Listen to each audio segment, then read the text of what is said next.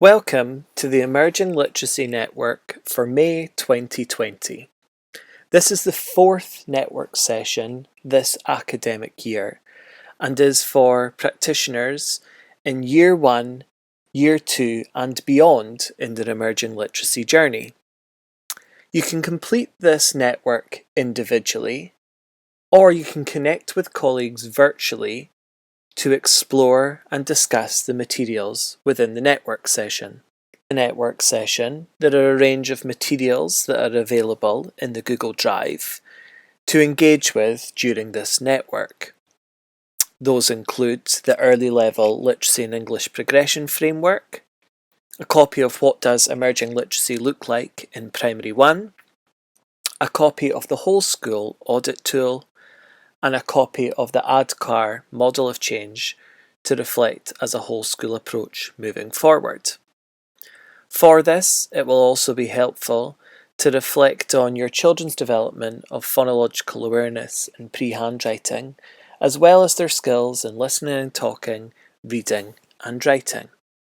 Taking a developmental approach to emerging literacy is an approach to enable practitioners to differentiate literacy teaching and learning based on robust data and sound research, so as to meet the needs of all children, whether supporting those with gaps in foundational literacy skills or providing challenge to those who have literacy, language and communication skills that are further developed. The emerging literacy networks have been designed to enable collaboration to share practice, assist moderation, and promote practitioner inquiry. The themes that we are going to explore during today's session are data analysis, using the data from the screening of phonological awareness and observations of pre-handwriting to plan for and track children's progress, Primary 1 to Primary 2 transition, to consolidate and further children's early literacy, language and communication development, particularly pertinent in these challenging times, and achievement of CFE levels, using the early level literacy and English progression to support achievement of CFE levels. During the course of this academic session, you have been encouraged to reflect on the foundational literacy skills that children present with at the beginning of Primary 1 and develop through developmentally sensitive teaching throughout their course in Primary 1. For this task, we'd like you to reflect on the Primary 1 data for your school, reflecting on the progress that your children have made this session in their phonological awareness and pre-handwriting development, and this will be derived from your observations and evaluations until Easter, and how you have planned for differentiation, reflecting on how you used the phonological awareness information as part of your teaching of phonics and spelling, and reflecting on how you used the pre-handwriting and pencil control materials as an underpinning for handwriting development. As you take this time to reflect, you can identify what's went well this year in terms of your approaches to emerging literacy and what you would do differently if you were to take this approach next year with children. Whether you are completing this network individually or working virtually with colleagues, you should now pause the video for your reflections. If you are in the first year of network sessions, you will have hopefully benefited from conversations with colleagues in a similar position to yourself during this academic session, and also reflected with colleagues further down in their emerging literacy journey. As practitioners continue to hone their approaches to taking a developmental approach to emerging literacy, in the experience we have found that practitioners tend to reflect on continuously and make changes to their practice based on the information that children are presenting to them and also the conversations and reflections they have with colleagues through network sessions. It is hoped that colleagues in their first year of the emerging literacy networks will continue to engage with the emerging literacy networks of practice in Year 2.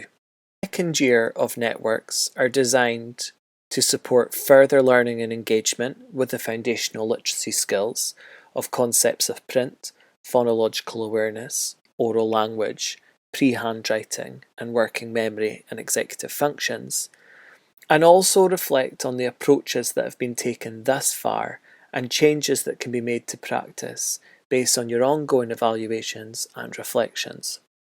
For the second part of this network, we are going to be focusing on the Primary 1 to Primary 2 transition. We're going to watch a video with Donna, who you will have come across earlier on in this academic session through the networks. She is going to reflect on her approaches to Primary 1 to Primary 2 transition. Throughout this network, it is important to consider and reflect on the circumstances that children and practitioners currently face with school closures related to COVID-19. As we move forward, reflecting on what our new normal is going to look like, it is going to be pertinent now, more than ever, to take a developmental approach to emerging literacy for our children that will be joining us in Primary 1 in summer 2020, and those children that will transition from Primary 1 to Primary 2 in summer 2020. Children will present themselves with a range of strengths and areas for development, and in using the tools and the methodology in taking a developmental approach to emerging literacy, practitioners can match the teaching and learning to the needs of children in terms of what they're presenting in these key skills. As you watch Donna's video, reflect on the information that you have in terms of children's progress up until March 2020, and how this information could help inform and share an approach in terms of transition from Primary 1 to Primary 2.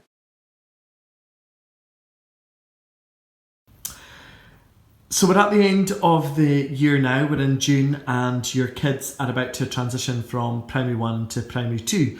What will the transition look like for these kids in terms of their foundational literacy skills? So obviously in terms of phonological awareness, we take that approach across our school. So although some of the children look like they're secure in some of these skills, they need to consolidate, they need to work on phonological awareness within their phonics and their spelling learning and their reading and writing regardless. So they will continue with that to Primary 2. As well as that, though, we have some children who still have some gaps within their phonological awareness skills who will need targeted support within their Primary 2 class as well. Now you have watched the video with Donna. Reflect on what the Primary 1 to Primary 2 learning transition looks like in your school. How is your school using this transition in order to support the development of a whole school approach to literacy, language and communication? Whether you're completing this network individually or virtually with colleagues from your school or across schools, you should now pause the video for reflection. The third section of this network is based on achievement of CFE levels at early level for literacy in English. Education Scotland's guidance on achievement of a level is based on the evidence and on your overall professional judgment. Can you show that the learner has achieved a breadth of learning across the knowledge, understanding and skills as set out in the experiences and outcomes for the level, responded consistently well to the level of challenge set out in the experiences and outcomes for the level, and has moved forward to learning at the next level in some aspects, and demonstrated application of what they have learned in new and familiar situations? The achievement of a level poster can be used as part of teacher judgment. As part of making our judgments of achievement of CFE levels, you should use the CFE benchmarks to consider the totality of evidence that you have for the sub-organisers of the individual organisers, i.e. there should be no significant gaps. In literacy and English, there are 3 organisers: listening and talking, reading and writing. Within each of these organisers, you will see a number of sub-organisers. For example, in reading, there are 4 sub-organisers of enjoyment and choice, tools for reading, finding and using information, and understanding, analysing, and evaluating. As you refer to the experiences and outcomes, they demonstrate outcomes across each of these organisers and sub-organisers. The benchmarks for each of the Curriculum for Excellence levels demonstrate the benchmark statements for achievement of that level. When making our judgments of achievement of a level, for example in reading, we would want to consider the evidence that we have in each of the sub-organisers, ensuring that there were no significant gaps in enjoyment and choice, tools for reading, finding and using information, and understanding, analysing and evaluating. For this task, you should engage with the Early Level Literacy and English Progression Framework. You are asked to note what the key skills are that children need to demonstrate, and how is this evidenced in listening and talking, reading and writing. The remainder of this network, we will then explore listening and talking, reading and writing in more depth individually with some examples. Whether you're completing this network individually or virtually with colleagues from your school or across schools, you should now pause the video for reflection. When you were considering achievement of a level in listening and talking, you may have reflected on the range of experiences, such as their tools for listening and talking, their oral language, comprehension, and their creation of spoken texts. All of these aspects are important when making our judgment on our range of evidence. For this next task, you are asked to read the information about the 3 children on the next slide. Using the progression grid, where are Arthur, Bia and Cameron on the progression? Using the You Can Help Me guides to support, how would you support Arthur, Bia and Cameron in their next steps? And with the information that you have available, have they achieved early level listening and talking? You can see on this slide the information in terms of evidence for Arta, Bia and Cameron. Whether you're completing this network individually or virtually with colleagues from your school or across schools, you should now pause the video for reflection.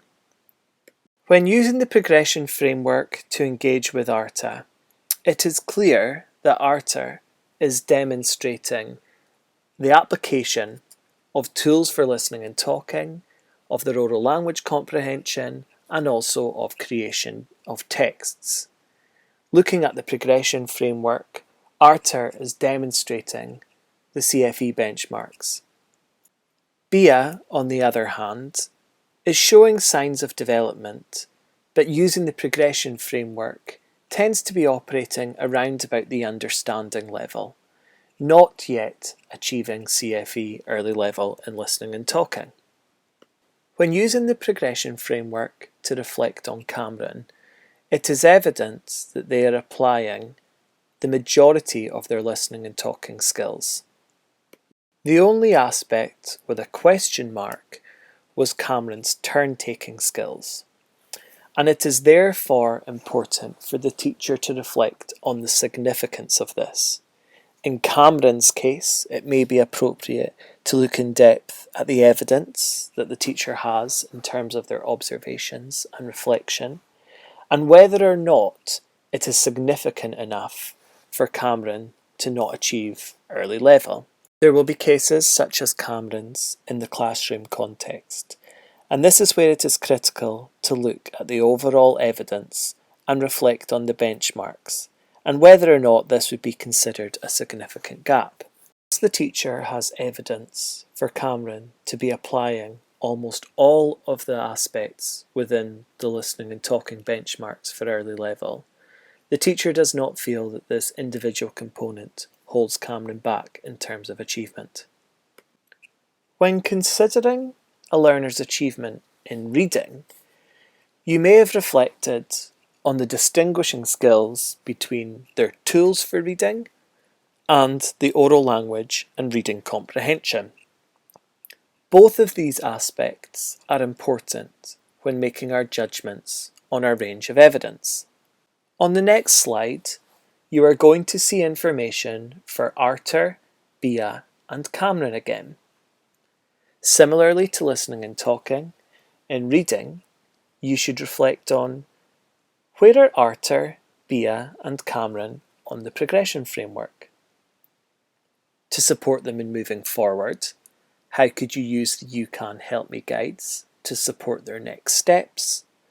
And based on the information that is presented, would you feel that they have achieved early level reading? You can see on this slide the information in terms of evidence for Arta, Bia, and Cameron.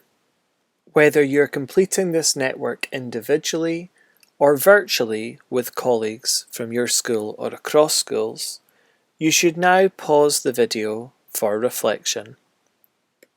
In using the progression framework to reflect on Arthur, it is clear that Arthur is applying a range of skills across the sub-organisers, demonstrating achievement of a level. From the picture that is presented with Bia, it is clear that Bia is working between the understanding and perhaps at the use with understanding stage, but is definitely not demonstrating achievement of a level. We are then presented with a similar picture to Cameron, demonstrating the majority of aspects that are expected within the iApply or within the CFE benchmarks, but is still suggesting a sense of a lack of fluency when reading. Going back to the CFE Early Level Literacy and English Progression Framework and focusing on the iApply column, which mirrors the CFE benchmarks for early level, the teacher reflects that Cameron is demonstrating the aspects that are expected and therefore will continue to support fluency through the transition. When you were reflecting on what makes achievement within writing, you perhaps considered the two themes of creating texts and then the tools for writing or tools for handwriting. Both of these aspects are again important when making our professional judgment on a range of evidence that we have. We will now explore the three children, Arthur, Bia, and Cameron, within the organiser of writing. You will again use the progression framework to determine where you feel Arthur, Bia, and Cameron are. How would you support them in their next steps? And based on the evidence that's presented to you, do you feel that they've achieved early level in writing? You can see on this slide the information in terms of evidence for Arta, Bia, and Cameron. Whether you're completing this network individually or virtually with colleagues from your school or across schools, you should now pause the video for reflection. Similarly to both listening and talking and reading, when reflecting on Arthur, Arthur is demonstrating application across the different sub-organisers within writing. Bia is demonstrating that they are at the understanding stage, not yet demonstrating achievement of a level across the sub-organisers within writing. When the teacher was reflecting on Cameron, they identified that Cameron was in the application stage, demonstrating the benchmarks for the majority of aspects within early level. Because the teacher has collected a range of evidence from observations, photographs, having recordings of Cameron's work, they are able to see that the only thing that is holding Cameron back is their mechanical aspects of writing, the fine motor skills and the pencil control skills that are required to hold and manipulate the pencil. Because the teacher has this range of evidence to demonstrate what Cameron can create in terms of creation of texts, and also the mark making that is made with a range of different mark making materials, the teacher has decided that Cameron is demonstrating the level, but does need further support in terms of fine motor skills, but is still able to create texts and demonstrate the wide variety of skills within early writing. As previously mentioned, Cameron demonstrates skills that may be presented to you in the classroom, not showing whether it is clear-cut or not at first glance that the child has demonstrated or has not demonstrated the level. Engagement with the progression framework and the materials, and also your range of evidence through moderated conversations, can help support level judgment. In this task, you should use the progression framework with your children plotted on the progression grids, using the range of information that you have. Reflect on how you've based your achievement of a level information on the CFE benchmarks and the early level progression materials. For the individual children who are not yet at the I apply stage, i.e. they're not demonstrating achievement of early level, what additional opportunities to reduce gaps have been provided for this session? How will these individuals continue to be supported as they transition from Primary 1 into Primary 2? Whether you're completing this network individually or virtually with colleagues from your school or across schools, you should now pause the video for reflection.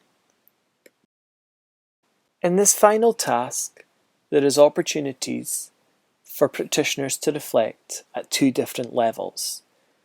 There is an option for Primary 1 teachers to reflect on what does emerging literacy look like in Primary 1, and for school senior managers to reflect on the whole school approaches to literacy, language and communication, and moving forward for next steps. The What Does Emerging Literacy Look Like in Primary 1 overview details how practitioners in the early stages of school can take a developmental approach to literacy, language and communication through quality adult-child interactions and a quality learning environment. The Whole School Emerging Literacy Audit Tool, linked to 5 of the quality indicators from How Good Is Our School 4, has been created to support schools in their ongoing self-evaluation. The ADKAR model of change has been developed to support schools through self-evaluation in taking a whole school approach to literacy, language and communication. Primary 1 teachers should reflect on the What Does Emerging Literacy Look Like in Primary 1 overview. What are the areas that you have embedded in your practice, and what are your next steps? Senior managers should reflect on the Whole School Emerging Literacy Audit Tool and the ADKAR model of change. What are the areas that your school has been developing, and what are your school's next steps? Whether you're completing this network individually or virtually with colleagues from your school or across schools, you should now pause the video for reflection.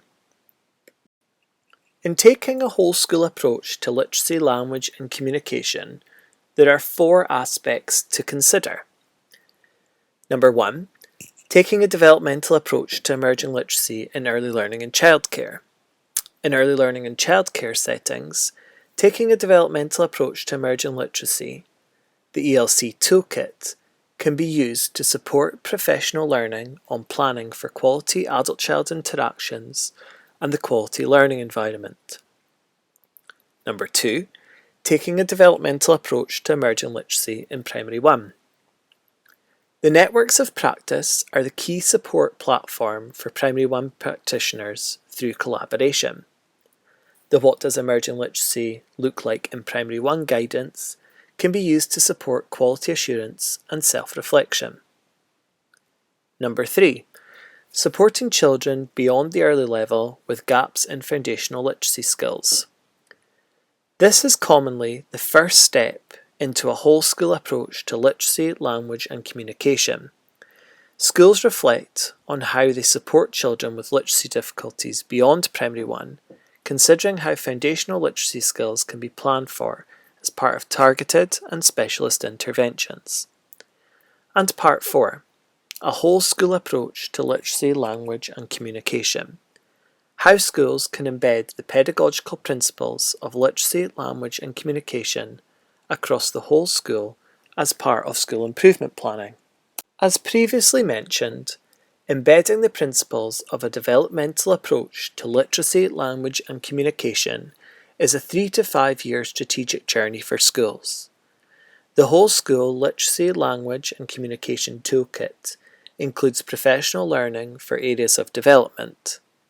Through self-evaluation, following attendance at the emerging literacy networks, schools can identify the areas for future development. The whole school toolkit can be used as part of the school improvement plan.